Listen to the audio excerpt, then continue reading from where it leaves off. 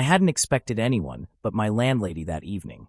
I'd knocked on her door out of routine, carrying the rent envelope in one hand and the quiet sense of obligation that always came with these visits. But when the door opened, it wasn't her. It was someone else. A woman stood there, perhaps in her early 40s, her expression calm, her posture straight, yet her smile, it was different. Not the polite, quick smile of a stranger, nor the familiar warmth of my landlady. It was something in between, a knowing smile, as if she recognized me, though we had never met. She leaned lightly against the doorframe, fingers curling around the wood, and tilted her head just slightly, studying me in silence before speaking. That pause was enough to make me aware of everything. The weight of the envelope in my hand, the cool air brushing past us from the open doorway, and the faint scent of perfume drifting from her presence. It was warm, floral, with a hint of spice, the kind of fragrance that lingers after someone leaves a room.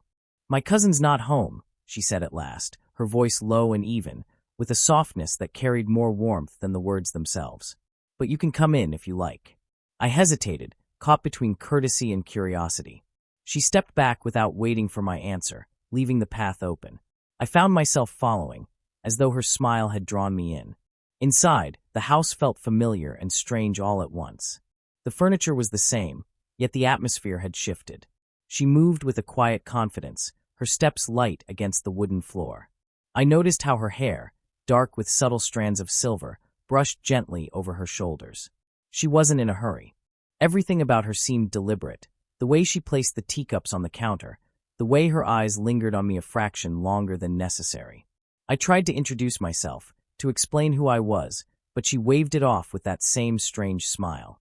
"I know," she said simply. "She's told me about you." The words unsettled me in a way I couldn't explain. What exactly had my landlady said? And why did it feel as though her cousin already understood something about me, something unspoken? I placed the envelope on the small table near the door, but my hand brushed against hers as I set it down. A fleeting moment, accidental. Yet it carried a warmth that startled me. Her skin was cool, soft, but there was strength in the way she didn't pull away too quickly. Her eyes flicked up to mine, steady and unreadable. That was when I realized this was no ordinary meeting. Something in her presence unsettled the air around me, charged it with quiet tension. And though I didn't know her name yet, I felt that this evening, beginning so simply at the door, had already shifted into something I wouldn't forget. She moved toward the kitchen without another word, the sound of porcelain shifting faintly as she reached for the teacups. I followed at a respectful distance, my steps measured, though every detail about her pulled my attention closer.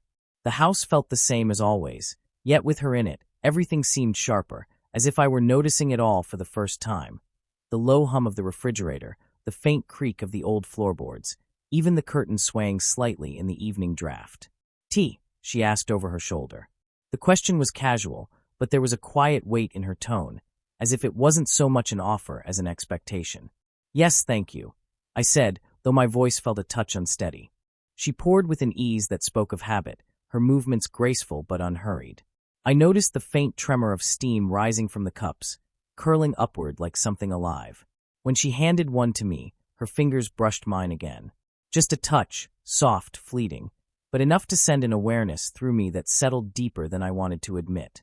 We sat across from one another at the small dining table. The wood carried the familiar scratches and polish of years, yet under her presence, it felt transformed into something intimate, almost delicate. She wrapped her hands around her cup, resting her elbows lightly on the table. I tried to look away, to focus on the tea, but found myself studying her instead. The way her lips curved faintly even when she wasn't speaking, the way her eyes lingered on me in moments of silence. Conversation came naturally, almost too easily. She asked me about my work, about how long I'd lived here, about small, ordinary things that somehow didn't feel ordinary at all.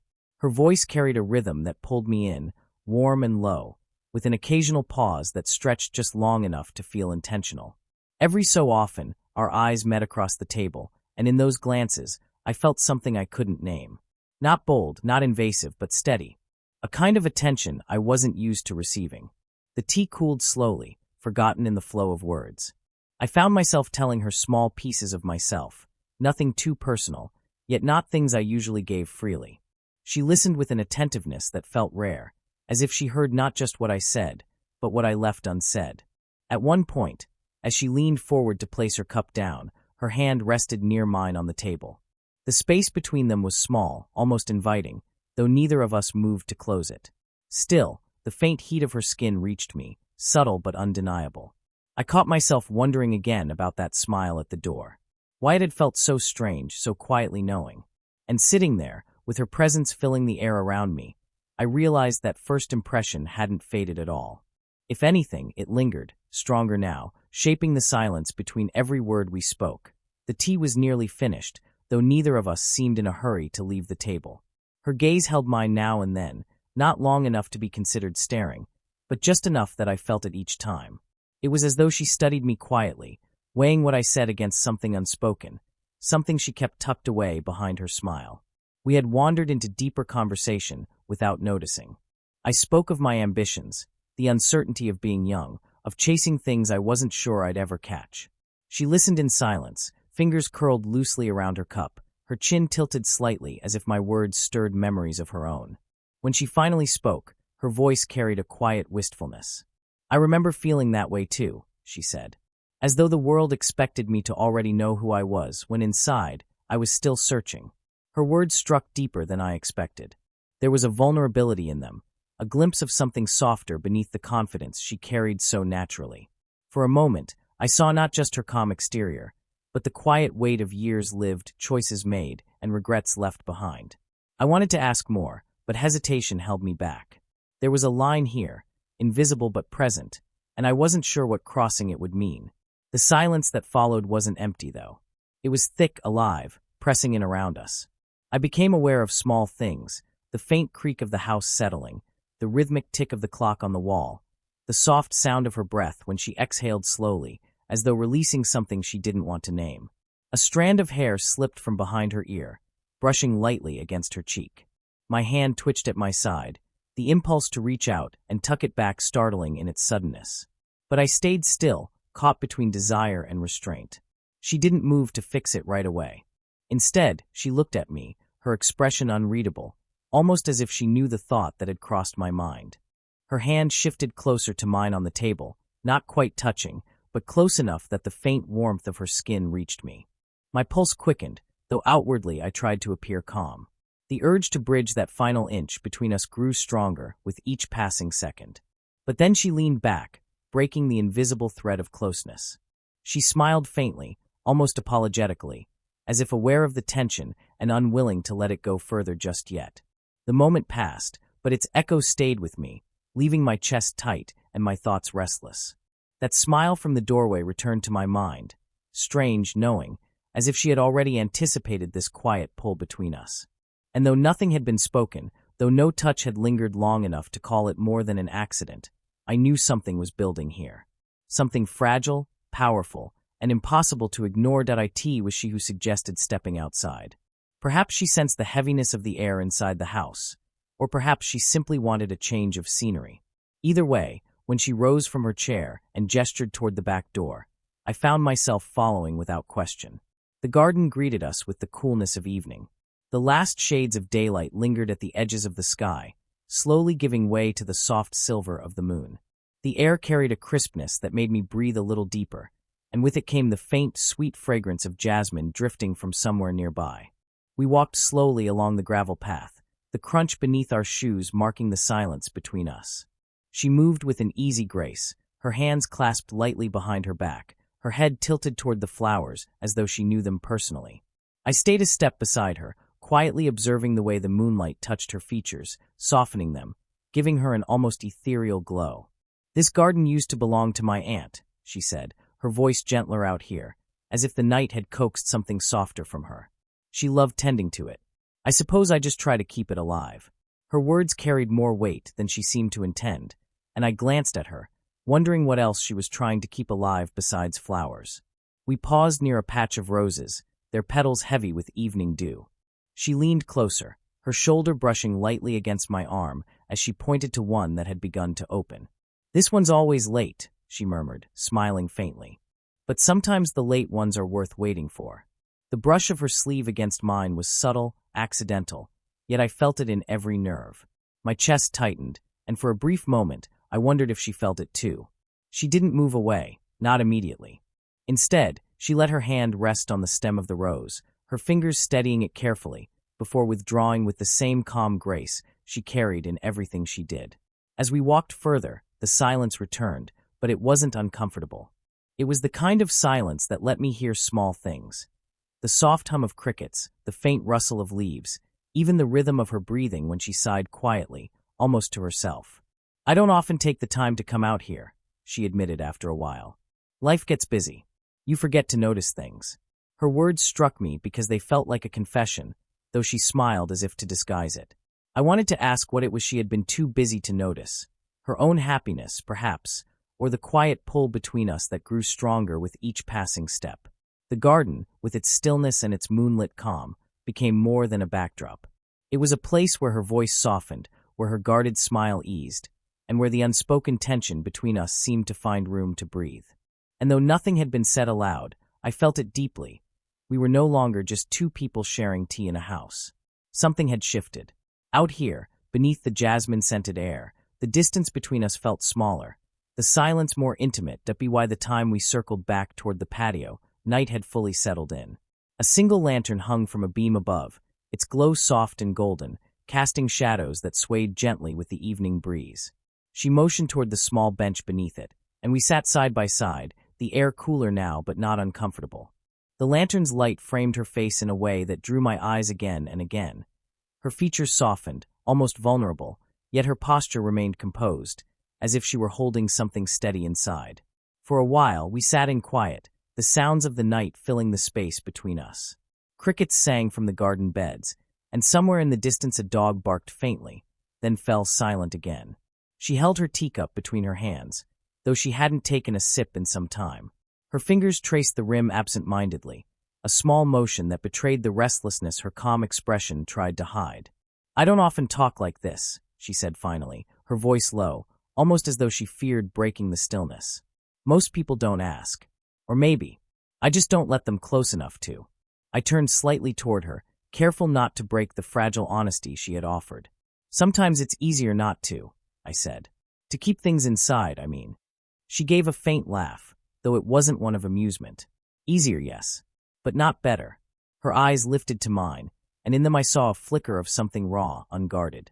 There are days I feel invisible in my own life, like I'm moving through it, doing what's expected, but not really being seen. The admission lingered between us, soft but heavy, and I felt the weight of it settle in my chest. She had said it quietly, but I could hear the years behind those words. I hesitated, then answered with my own truth. "I think I know what you mean. Being younger, people assume I have everything ahead of me. But most days, I just feel lost. Like I should already know where I'm going, but I don't." Her expression softened as she listened. She shifted slightly, her knee brushing against mine in the narrow space of the bench. It was a small touch, yet it carried more reassurance than any words could have. She didn't move away this time. The silence that followed wasn't awkward. It was filled with a sense of closeness, as though our confessions had built a bridge that hadn't been there before. When she finally smiled, it wasn't strange or knowing as it had been at the door. It was tired, tender, and real. "You understand more than I thought you would," she murmured. Her voice, low and warm under the lantern light, seemed to settle into me like something I'd carry long after tonight. And in that moment, I realized this wasn't just conversation anymore. It was connection, fragile, unexpected, but undeniably real. The night deepened around us, the garden now wrapped in the hush of darkness. Only the lantern above cast its warm circle of light, leaving everything beyond it blurred and soft. The air had turned cooler, carrying with it the faint rustle of leaves. She drew her shawl closer around her shoulders, but even then, I saw the way a small shiver passed through her. Without thinking too long, I slipped out of my jacket and held it out to her. "Here," I said quietly, my voice sounding more certain than I felt. Her eyes lifted to mine, steady but touched with something softer. A quiet surprise, maybe even gratitude. She hesitated for a moment before taking it, her fingers brushing against mine as she pulled it on. The weight of that brief touch lingered long after she had adjusted the jacket around herself. "It's warm," she said, her tone light, though the way she looked at me as she spoke made the words feel heavier than they were. I smiled faintly, not trusting myself to say more. My pulse beat louder in my ears, not from the chill, but from the nearness of her. When she settled back on the bench, her hand rested lightly on my arm, at first just to steady herself, but then it stayed there, her fingers curved gently against the fabric of my sleeve. It wasn't a bold touch, not deliberate in a way that demanded attention, but it was present, a quiet acknowledgement. I felt the warmth of her hand through the jacket, and it seemed to sink into me, spreading deeper than I wanted to admit. My chest tightened, my breath slowing as though my body was trying to catch up to the moment. For a long stretch, neither of us spoke. We simply sat in the hush of the garden, her hand still on my arm, her presence filling every inch of space between us. My eyes met hers, and I saw it then, the unspoken pull that had been threading itself through the evening, now revealed in the way her gaze softened, in the way her lips parted slightly as if to speak but never did. I wanted to say something, anything, but words felt clumsy, too fragile for what was happening. So I let the silence speak for us, the closeness, the shared warmth. When she finally withdrew her hand, it was slow, reluctant, as though she wasn't quite ready to let go. The absence of her touch left a strange emptiness, and I realized how much I had wanted her to keep it there. The lantern flickered gently, the shadows shifting around us, and I knew without doubt that something had changed. This was no longer just kindness, no longer polite conversation. That simple touch had carried the weight of everything unspoken, attraction, hesitation, and a longing neither of us dared to name aloud. And as I sat there, my jacket draped over her shoulders, her warmth still lingering on my arm, I understood that the night was leading us toward something neither of us had expected. Yet neither of us wanted to resist. The lantern's glow had softened to a faint halo, flickering as though even it knew the night was drawing to a close. She glanced toward the house, then back at me, and for the first time, I noticed the faint weariness in her eyes. Not the kind that came from the day's labor, but the kind born of a heart that had carried too much for too long. "I should let you go," she said, though her voice was reluctant, softer than before. I nodded, though every part of me wanted to stay longer. We rose from the bench together, our steps slow as we made our way back through the garden and into the quiet house. The air inside was warmer, but it felt changed somehow, as though it now carried the weight of everything that had passed between us outside. At the door, she paused. The same door where I had first seen her, where that strange, knowing smile had unsettled me hours ago. Only now, the smile she gave me was different. Gentle, tender. It no longer felt like a secret she was keeping from me, but a truth she was quietly sharing. "Thank you," she said softly. "For what?" I asked, my voice lower than usual, almost hushed in the silence of the hallway. "For listening," she replied. Her eyes held mine steadily, and I realized she wasn't speaking only of tonight's conversation. She meant something deeper, being seen, being noticed, being understood. Her hand brushed against mine as she reached for the key resting in the lock. It was such a small touch, light as breath, but it carried the same quiet weight as everything else tonight. She didn't move her hand away immediately, letting it linger just long enough that I felt my pulse quicken. Then, in a motion so natural and unhurried it felt inevitable, she leaned closer. The scent of jasmine clung faintly to her, mixed with the warmth of my jacket still draped over her shoulders. Her lips pressed lightly against my cheek, soft and fleeting, yet enough to leave me breathless. Her other hand touched my chest as she steadied herself, just for an instant, her palm resting above the beat of my heart. It was not a kiss of possession or of certainty, it was a promise. A gentle acknowledgement that something had begun here, something fragile but real. When she drew back, her eyes softened, and that smile, no longer strange, no longer guarded, settled on her lips. "Good night," she whispered. I managed to return the word, though my voice felt unsteady, caught between longing and restraint. The door closed slowly, not in haste, but with the weight of finality. Yet as I stepped back into the night, I carried her with me. The warmth of her touch, the softness of her lips against my cheek, and above all, that smile, tender, unhidden, unforgettable. And I knew, as I walked away, that the memory of this evening would linger far longer than the night itself.